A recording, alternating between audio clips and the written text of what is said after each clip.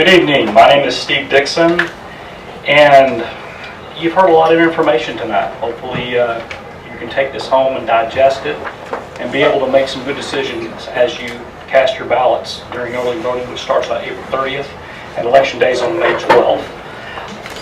That was a bad picture, Matt. Sorry. I'm going to go through the questions as best I can with the time that we have. But first of all, I'll tell you a bit about myself. My name is Steve Dixon. I was born in Fort Worth, raised in Weatherford, Texas. Went to college in Denton, met my future wife in college. After I graduated, I moved to Carrollton. After Amanda graduated North Texas, we moved to Flower Mound in 2000. We have two daughters. One goes to McCamey, she's in 7th grade, and our daughter Amber is in 9th grade going to Flower Mound High School. In 2004, I was appointed to the Planning and Zoning Commission, and I served on the Planning and Zoning Commission from 2004 until 2009. If you look at, my little resume from the town, you can see that I've been on a half dozen to a dozen boards and commissions. Each one of those offers the participant the opportunity to learn more about the town. I'm in the insurance business, and I have a lot of clients who live here in Flower Mound, and I interact on a very regular basis with people in town. I also serve on the board of directors of the Chamber of Commerce. I am almost always in Flower Mound. One thing I like to say to people who live in Flower Mound, who live outside of Flower Mound, there are many, many weeks and months I don't even leave the town limits. And I really enjoy that. My commute is fantastic. In 2003, my office was in Irving. I had an office in Arlington. I moved to Irving. 2003, I decided to close my office in Irving and actually work out of the house because I had agents throughout Arkansas and Texas. I was usually on the phone with them. So I wanted to move to a place, get involved in a place where I lived, and I wanted to kind of recreate the atmosphere that I had in Weatherford, Texas, which was when you walked down the street, you knew a lot of people. When you walked into a restaurant, you knew those folks. That's what I've really tried to foster, that type of feeling here in Flower Mound for me and my family. I know a lot of the folks here in this room, and when we're out in the community interacting with folks, you actually learn what's important to your families and your friends and your new friends that you meet. And you try to listen to them on what's going on in their life where you can do a better job if you're representing them on town council. In 2009, I was elected to town council, and I served one term. I decided not to run for re-election this time last year. And so I left council. I'm now on Monday nights sitting at home since 2004. I don't go to town hall, seems like every week. I decided not to run because a lot of things were going on that I really did not think that it was an open fostering of ideas and a good working relationship. So I decided to step down, let someone else run with that proverbial ball. Since I've been off, there have been quite a few things that actually have been briefly discussed and touched on from some of the candidates tonight. And my heart was pretty heavy.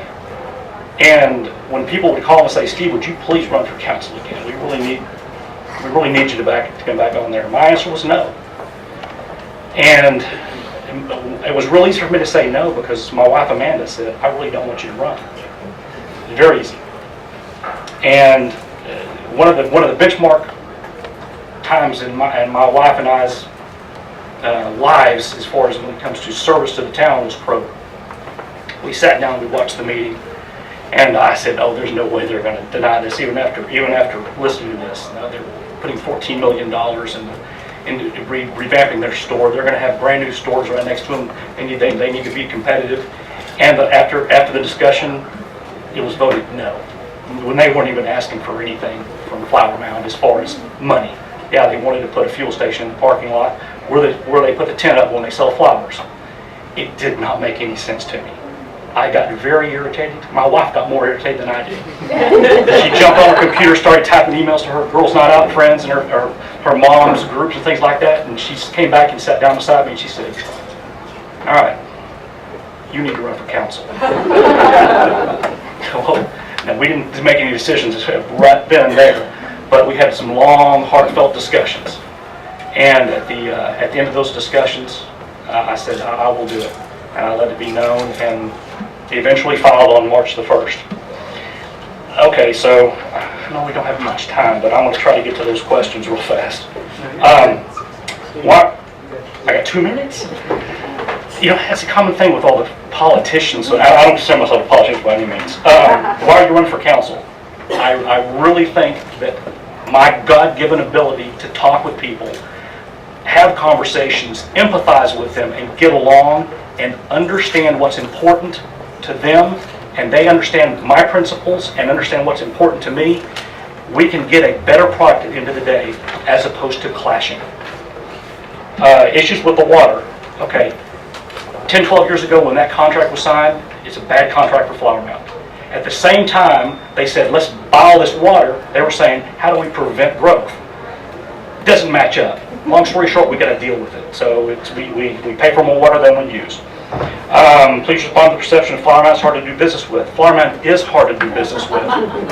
It's flat. If you have a business in Flower Mound, if you've done anything with the town, it's a hard process. You probably walked out of there with less hair than you did when you walked in. It's difficult to do. That starts with the town council. Town council is the vision. Town council is the direction for staff. One of the people that town staff has direct control of is the town manager. Town manager is CEO. The town manager will have direction from the town council on how the culture and the people treat other citizens. It's got to be more customer service centric. What is your position on mixed use? If you don't have a discussion about something, nothing ever happens. When nothing happens, where do these developers, where do these people, where do these businessmen want to go? They want to spend $1, $1 million, or $1 billion. They drive straight down the street to someplace else that's going to talk to them. You've got to have the conversation. I'm not saying roll out the red carpet, let them do everything. Balance. I'm done. Steve Dixon, running for place 4. Please vote for me.